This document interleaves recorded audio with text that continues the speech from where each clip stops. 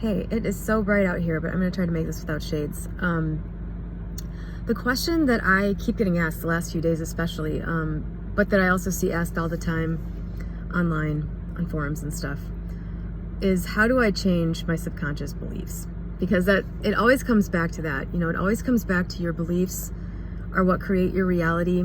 And when you want to change something or manifest something, belief is the key. And for specific things, believing that specific thing will happen, I think is sufficient, as long as you don't have beliefs that get in the way of that thing manifesting. But the thing I'm more interested in, and the thing that I think most people eventually come to being more interested in, is how do you change your beliefs so that you autopilot through your life, creating things in a better way than you're used to. And I want to start off by saying that I think this is highly, highly dependent on your wiring. I don't think that the same method works for everybody. And I can tell you right now that the methods that I've read about have not worked for me at all. Like the thing that I do, I've never read of anybody else doing. So I feel like an oddball. For a while I was like, am I doing something wrong? I don't know. It's just, but for me, this all started out with a rock solid belief that I'm creating everything in my reality. That was the first sort of underlying thing. I gotta put my shades on. That was sort of the underlying thing that that got me to a new frame of mind. I just sort of instantly understood that I was creating everything somehow. I didn't really know any more than I'm just like, I know that that's true. So let the good times roll. And what I came to understand after that is that despite the fact that I read the 4 agreements like 4 times in the last 2 years before this, I finally understood what that book is talking about when it says that you agree to everything you believe.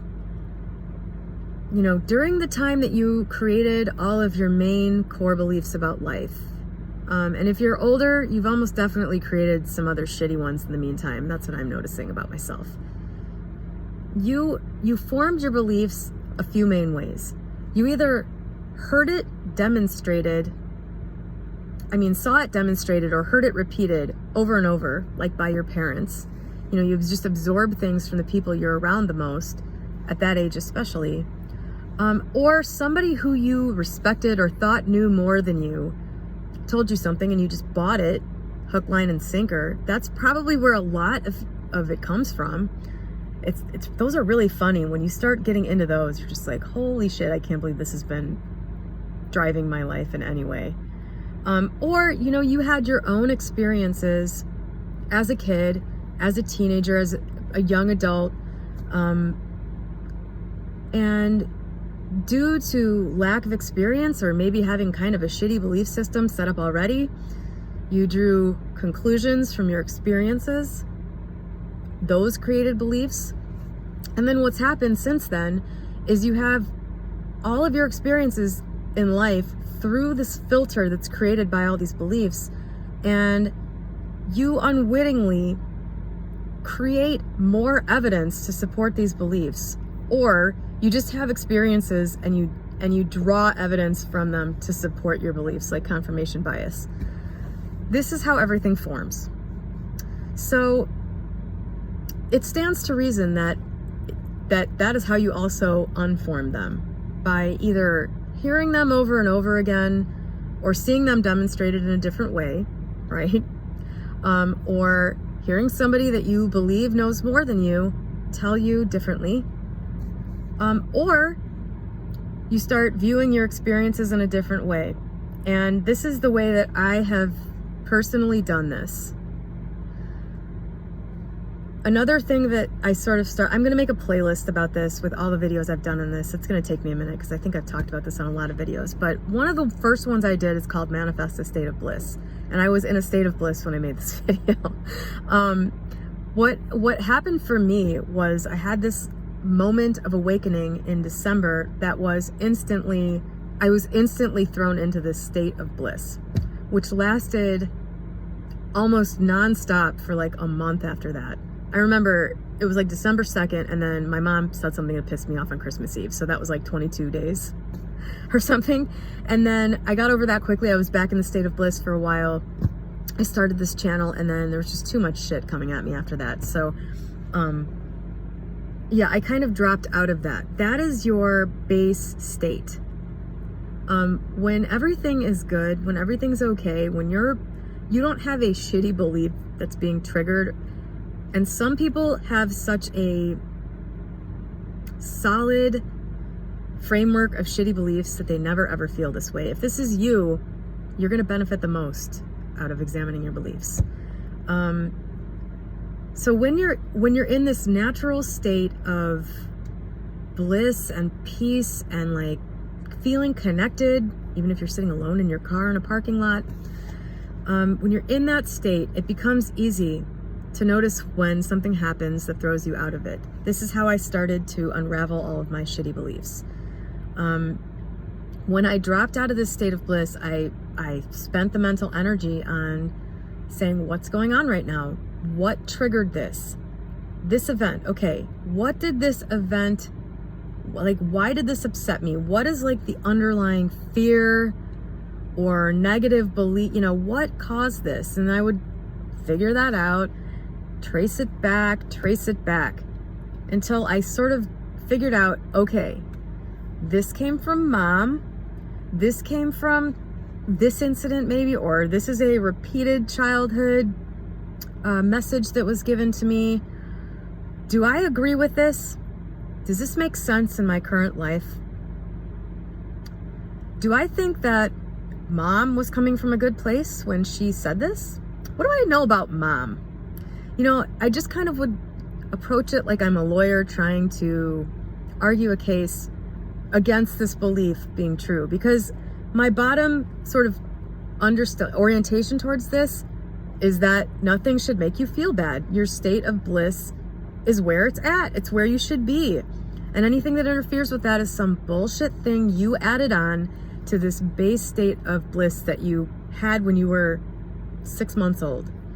Everything that's happened since then that makes you feel shitty is an add-on that you can get rid of. So that's my approach to it, right? So I kind of deconstruct it, think about where it came from, think about the person I got it from, and realize where they were coming from. Realize that, for example, all of the body image issues that, I attribute to my mom, she's only a small part of it too. Like, I grew up in the 90s.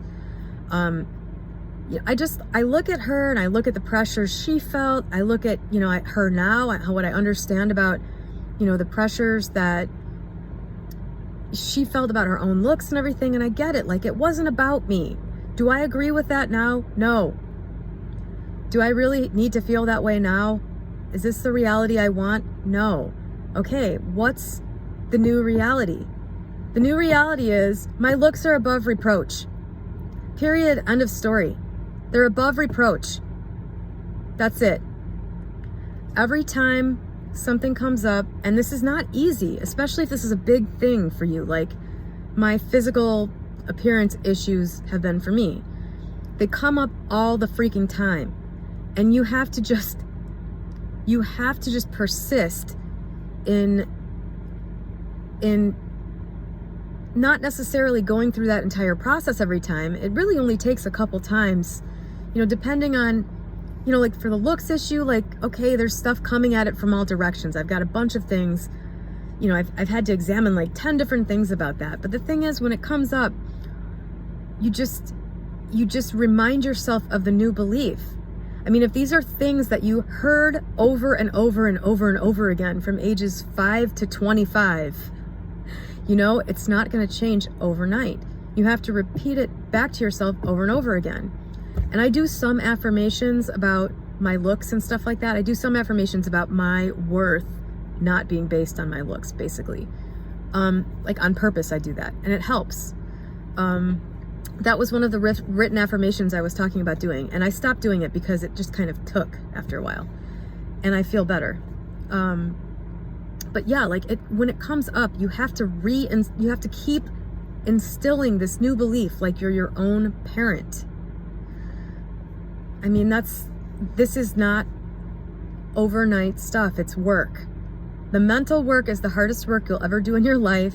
It provides the most benefits.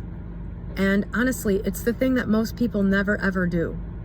If you really want to be a kick-ass rock star, you're going to do this. Like, it's simple. You're going to learn to control your mind. You're going to learn to change your beliefs. And so that is how I have done it. Or like, that's for a big one. That's like for something that came from a parent that like is so true to you that it's almost like the sky is blue type of truth. It's just something that you know is true. It's not, though. That's the thing. When it gets to the level of knowing, like if you think something bad about yourself and you just know that's true, that thing is creating your whole life. That truth is creating your whole life. And it's the one that you have to just take my word for it. It's not true. It's not true, even though you know it is. It's not. Knowing is just a feeling. It's just a thought repeated a billion times. For other things, like I'll just have some random thing that isn't like some huge ball of wax that has a million experiences or a million different feelings. I can often just go back to the experience and look at it as an adult and think, oh my God, I can't believe I listened to that person. You know, like some kid, like some 7th grader when I was a 6th grader, like telling me something. And I go, oh my God, like that's been operating in the background for 28 years, you know, something like that. Those are easy. I just go back and look at it, laugh at it, realize it isn't true, affirm what is true to myself. And those aren't the kind of things where I have to repeat it over and over and over, maybe a couple times, you know, that's it. That's how I have changed my beliefs. But I don't think, have come up with this process or done this or even wanted to do it until I realized fully that I'm creating all of it. That was the key for me. It was a moment of awakening that I couldn't make happen. I just realized it fully. I just understood that it was true. And when you realize you're creating it all, that means that you're creating all the beliefs too. You're creating all the experiences. Without that, it can be difficult, I think, to not get lost in the weeds thinking, well, I want to live my authentic experience. All an authentic experience is whatever you're living through your beliefs. And if you want to live your life programmed by somebody else, that's your choice. But I made a video on this too. I'll put this in the playlist. I'll link to it below, about the illusion of authenticity. Your experience feels authentic no matter what your beliefs are. If you install new beliefs, you will experience your authentic life through those installed beliefs. And when you realize that all of your beliefs are installed, nothing was natural, nothing was based on some inherent truth, you know, that's, I think, where you start to take control, you start to take the reins. I think a lot of people get lost thinking that there is some control you have, but that there is some, you know, outer reality that actually is the real thing. And that's where you start thinking, well, I can change this belief, but not this one. This one's just based in reality. Nothing's based in reality. There's no reality other than what you're experiencing and what you believe. And if you don't believe it, you know, you can always come back to your probability scarcity mentality later. It's worth it to take a little whirl into this belief changing way of thinking and just see what happens, because I think you'll see that your reality is very malleable just based on what you think about it. And if you're not happy, I don't know. What's the real value in your reality if you're not happy? I guess that's my question. Anyway, I'll make a playlist with all of my videos about this on it. I hope this helped somewhat. I think it's probably pretty much the same thing I've said in the other videos, but it's really simple for me. That's how I am able to do it with my ENFP wiring. it would probably be really helpful if you don't know your Myers-Briggs type to take a test and see how you process information, because for me this was just a totally natural thing. Like it's incredibly easy for me to go back to the scene of the crime and remember it vividly or whatever. I don't know if I'm actually remembering what actually happened, but it's easy for me to put myself there and experience this process that I described. Other people may not feel like they have any access to that. So there's a way for you that works. For my ex, who is INFJ, he seems to do really well with repeated out loud affirmations. But I think he still hasn't quite scratched the surface of what he's doing either. So I don't know. I hope this helps somebody, and have a great sunny day.